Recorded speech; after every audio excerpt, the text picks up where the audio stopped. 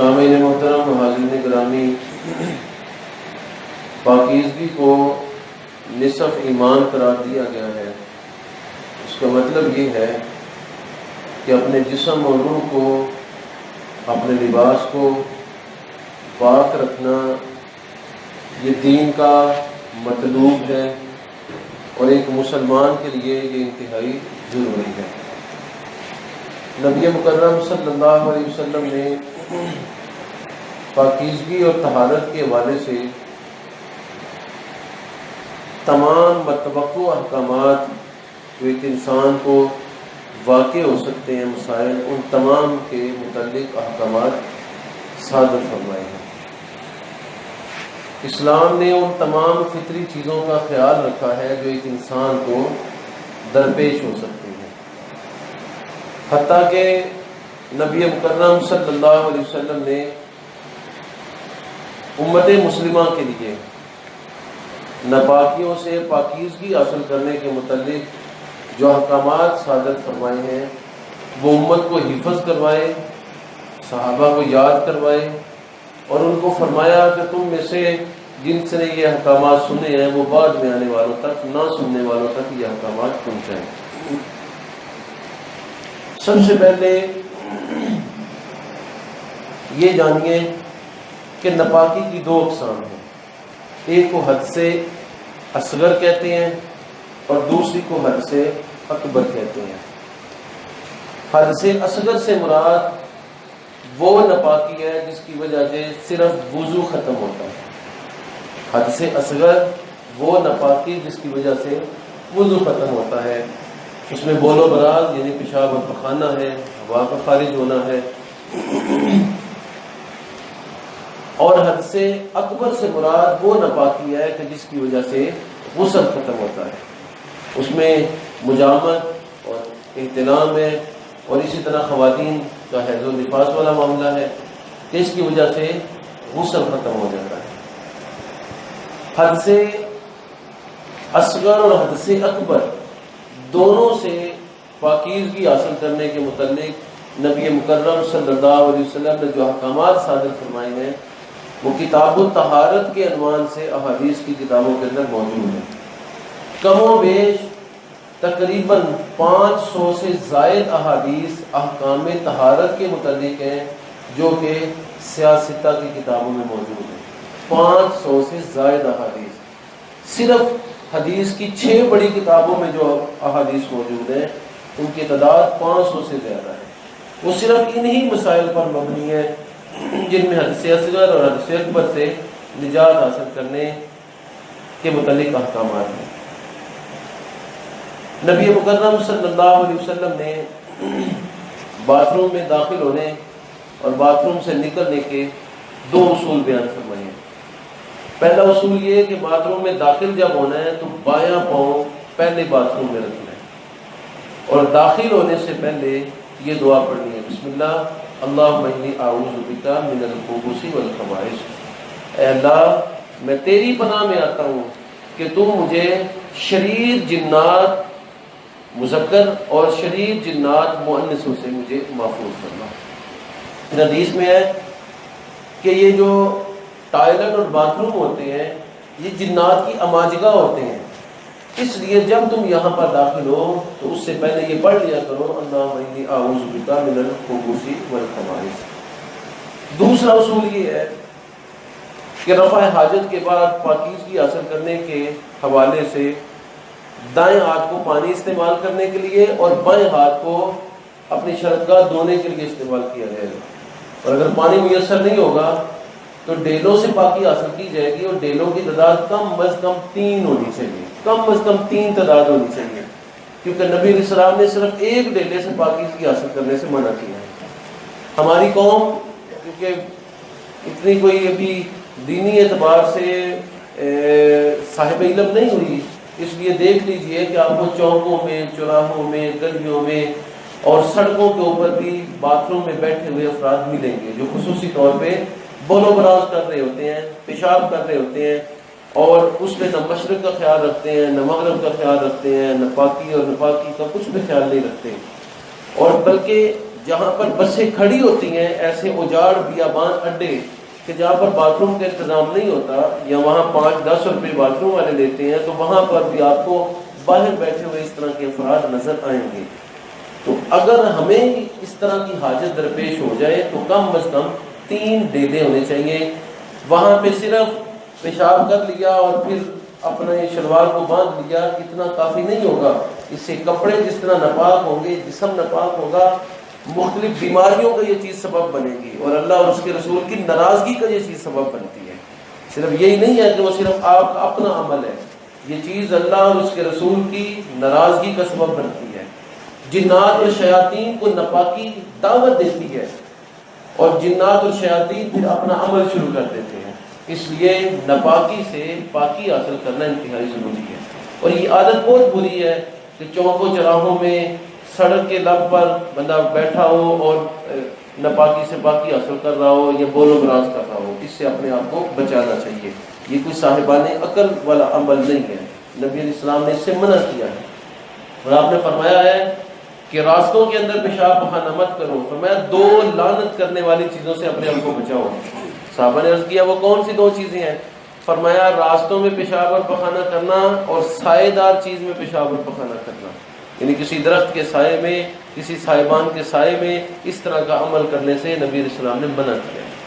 تو ایک تو اصول یہ کہ داخل ہوتے وقت بایاں پاؤں اور اس سے پہلے دعا، اور دائیں ہاتھ سے پانی استعمال کرنا ہے، بائیں ہاتھ سے ناپاکی حاصل کرنی ہے، اگر ڈیلے ہیں تو کم از کم ان کی تعداد 3 ہونی چاہیے۔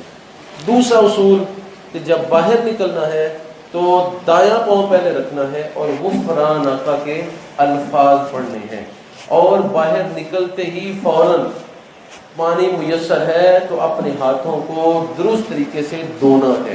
اور نبی علیہ السلام کیونکہ اس زمانے میں صابن وغیرہ میسر نہیں تھا، تو نبی علیہ السلام مٹی کو اپنے ہاتھوں کے ساتھ ملتے، ہاتھوں کو گیلا کرتے اور زور زور سے مٹی سے اپنے ہاتھوں کو مل کے دھویا کرتے تھے۔ اور مٹی بھی آج سائنس ثابت کرتی ہے کہ جراثیم کش ہے، اس سے جراثیم ختم ہوتے ہیں، خصوصاً جو خشک مٹی ہوتی ہے وہ جراثیم کو ختم کرنے میں معاون ثابت ہوتی ہے۔ تو نبی علیہ السلام مٹی سے اپنے ہاتھوں کو درست طریقے سے پانی لگا کر اچھے طریقے سے مل کے صفائی حاصل کیا کرتے تھے۔ تو یہ 2 اصول ہیں طہارت کے حوالے سے۔ نبی مکرم صلی اللہ علیہ وسلم نے اس کے ساتھ ایک اور چیز بیان فرمائی ہے کہ اگر کسی آدمی کو سلسل بول کی بیماری ہو تو اپنی نالی کو اچھے طریقے سے سونٹ لے، یا اگر اس کو زور لگانے سے وہ جو قطرے نالی کے اندر ہیں وہ نکلتے ہیں تو اس کو اس وقت یہ عمل کر لینا چاہیے، تاکہ بعد میں ناپاکی جو ہے وہ جسم کو آلودہ نہ کرے۔ نبی مکرم صلی اللہ علیہ وسلم نے جہاں پر یہ اصول بیان کیے ہیں وہاں پر حدث اصغر سے پاکی حاصل کرنے کا طریقہ بھی بیان کیا ہے۔ وہ طریقہ کیا ہے؟ وہ طریقہ ہے وضو۔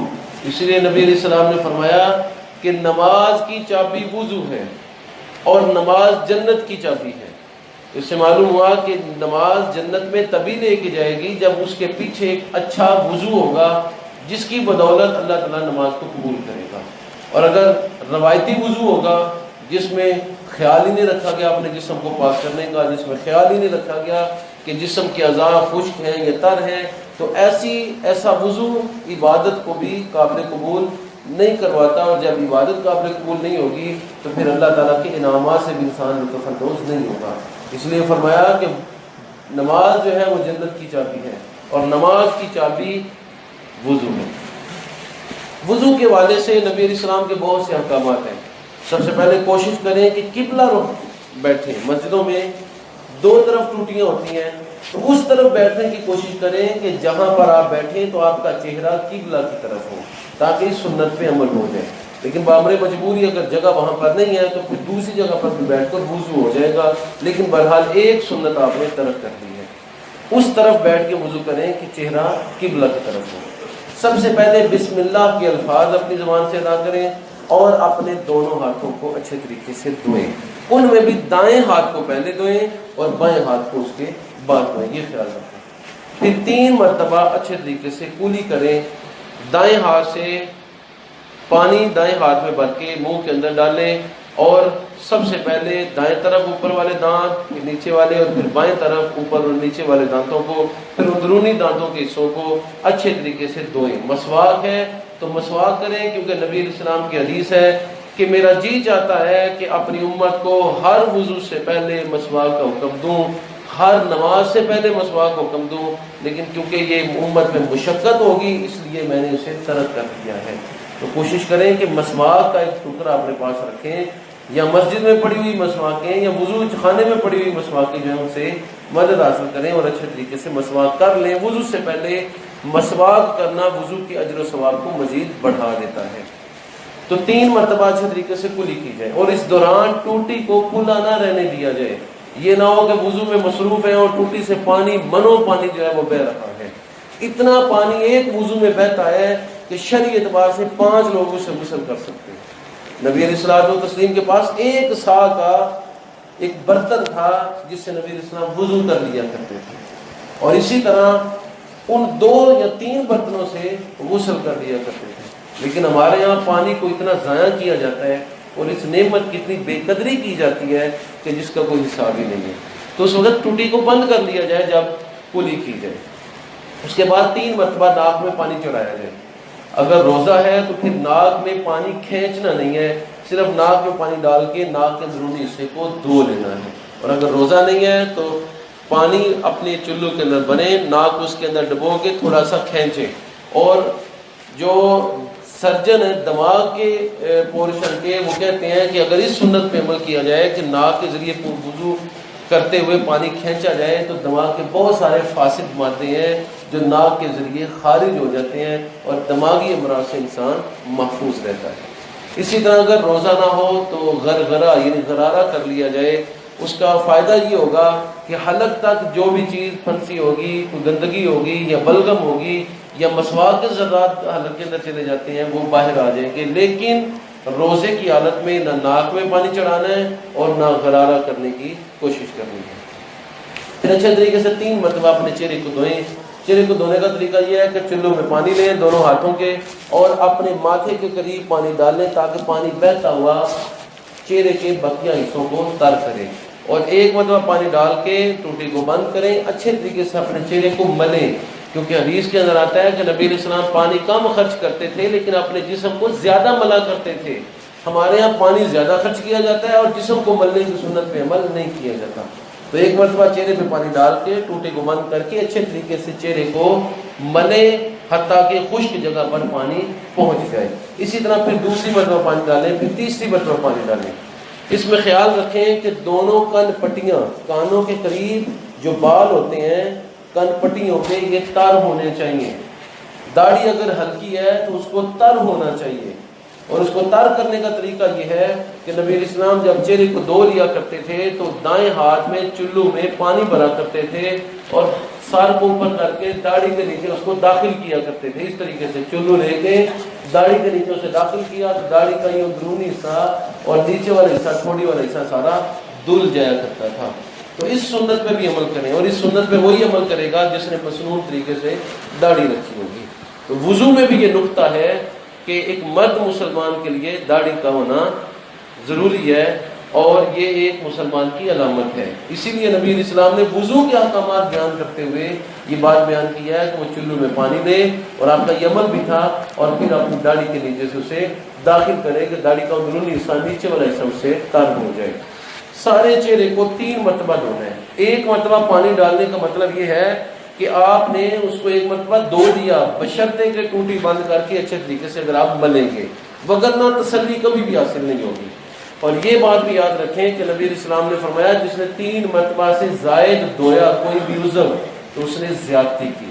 تو اس حکم سے ہم اسی طرح بچ سکتے ہیں کہ جب ہم 1 مرتبہ چہرے پہ پانی ڈالیں اور پھر چہرے کو اچھے طریقے سے ملیں، اور اس دوران ہم ٹوٹی سے پانی ضائع نہ ہونے دیں، چاہے گھر ہو، چاہے مسجد ہو، چاہے مہمان ہو، کسی بھی اعتبار سے کہیں پر بھی ہمیں پانی ضائع کرنے کا حکم نہیں ہے، نہ دوران وضو اور نہ دوران غسل۔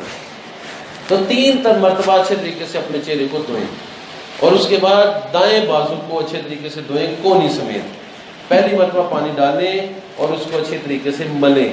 میں نے پہلے یہ سنت آپ کے سامنے بیان کر دی کہ نبی علیہ السلام پانی کم خرچ کرتے تھے اور اپنے جسم کو زیادہ ملا کرتے تھے.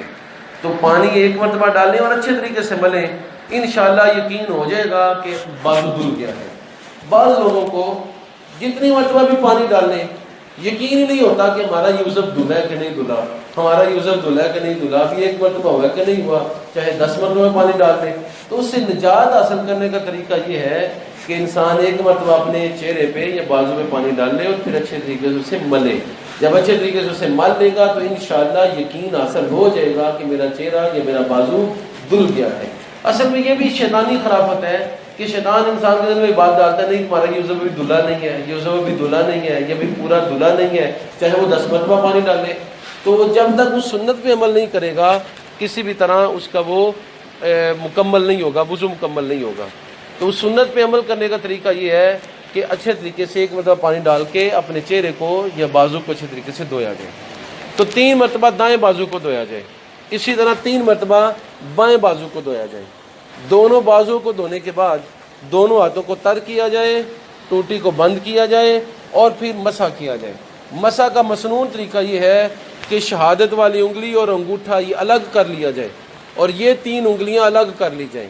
ان 3 انگلیوں سے مسح پیشانی کے بالوں سے شروع کیا جائے اور گردن کی طرف جہاں تک بال ہیں وہاں تک لے جایا جائے اور پھر ہاتھ کی ہتھیلی کا جو حصہ ہے اس سے واپس آیا جائے، جہاں سے مسح شروع کیا تھا وہاں تک واپس آیا جائے. شہادت کی انگلی کانوں میں اور انگوٹھا کانوں سے باہر جو ہے اس کو پھیرا جائے. یہ طریقہ ہے سر کا مسح کرنے کا. شہادت کی انگلی اور انگوٹھے کو الگ کر لیا جائے اور یہ جو 3 انگلیاں کو الگ کر لیا جائے. سر کی جو پیشانی ہے وہاں جو بال ہیں وہاں سے شروع کیا جائے مسح اور 3 انگلیوں سے مسح کرتے ہوئے لے جایا جائے گردن کے بالوں تک.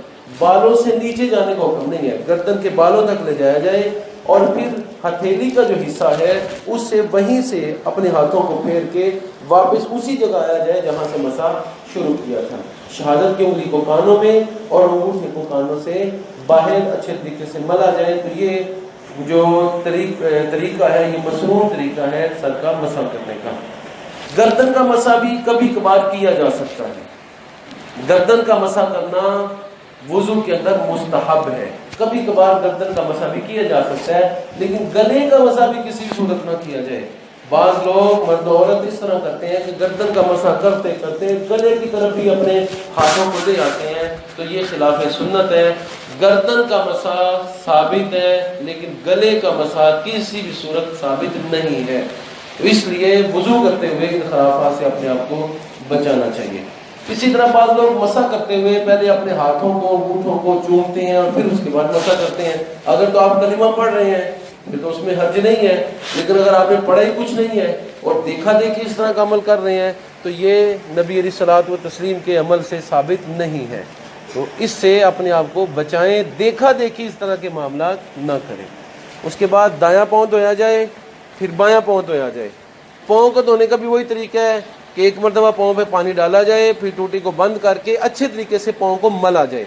اور پاؤں کو دھونے میں زیادہ کردار بائیں ہاتھ کا ہونا چاہیے. بائیں ہاتھ کی چھنگلی کے ذریعے اپنے پاؤں کی انگلیوں کے درمیان مسح بھی کیا جائے، پاؤں کی انگلیوں کے درمیان خلال کیا جائے. نبی علیہ السلام نے ہاتھوں کی انگلیوں کے درمیان اور پاؤں کی انگلیوں کے درمیان خلال کرنے کا حکم دیا ہے.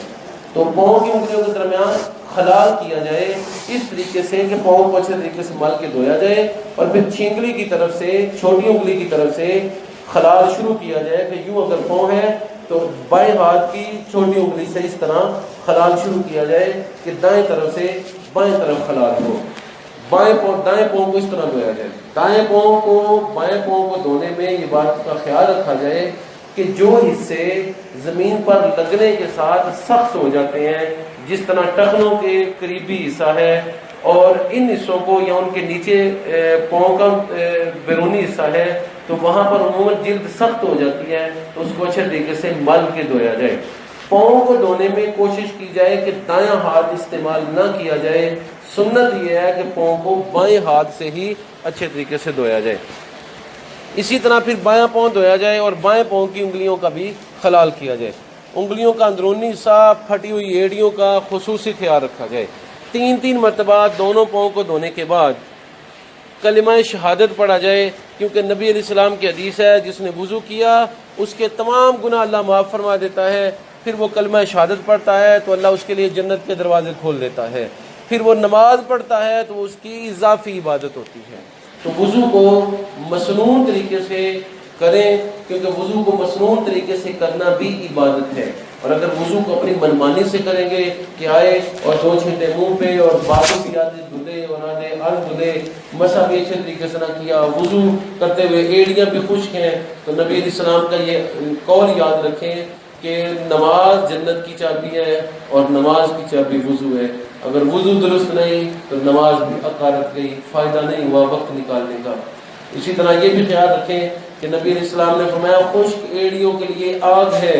عمومی طور پہ لوگ ایڑیاں اچھی طریقے سے نہیں دھوتے، خصوصاً سردیوں میں، تو نبی علیہ السلام کا ارشاد ہے خشک ایڑیوں کے لیے آگ ہے، یعنی اگر ایڑیاں خشک ہوں گی تو پھر اللہ تعالیٰ عبادت قبول نہیں کرے گا، وقت ضائع ہو گیا، اور یہ ایک مذاق ہے گویا اللہ کے ساتھ کہ انسان بغیر وضو کے اللہ کی بارگاہ میں نماز کے لیے حاضر کھڑا ہے، یہ مذاق ہے گویا اللہ کے ساتھ۔ تو اس لیے ان چیزوں کا خیال رکھا جائے، اور وضو سے پہلے بسم اللہ اور وضو کے بعد کلمہ شہادت، اس کے ساتھ تحیت الوضو 2 رکعت اگر وقت ہوں تو ادا کی جا سکتی ہیں۔ مسجد میں آنے کے لیے تحیت المسجد ہے، وہ بھی ادا کی جائے۔ مسجد میں بیٹھنے سے پہلے اس سنت کو بھی تقریباً امت مسلمہ جو ہے وہ ترک کر چکی ہے، تو اس سنت کو بھی اپنانے کا حکم ہے۔ اگر وقت ہو تو پھر مسجد میں آ کے 2 رکعت تحیت المسجد ادا کریں۔ اگرچہ آپ نے ظہر کی سنتیں پڑھ لی ہیں، عصر کی سنتیں پڑھ لی ہوئی ہیں، وقت موجود ہے تو 2 اضافی رکھتے آپ پڑھ سکتے ہیں، اس میں حرج نہیں ہے۔ لیکن فجر کی اگر سنتیں پڑھ لی ہیں، اذان ہو چکی ہے، تو اس کے بعد پھر آپ کسی قسم کے نفل ادا نہیں کر سکتے۔ اسی طرح عصر کی نماز کے بعد نفل ادا نہیں کیے جا سکتے۔ اللہ مجھے اور آپ کو توفیق و ہدایت فرمائے۔ دعا خدا والا الحمدللہ رب العالمین۔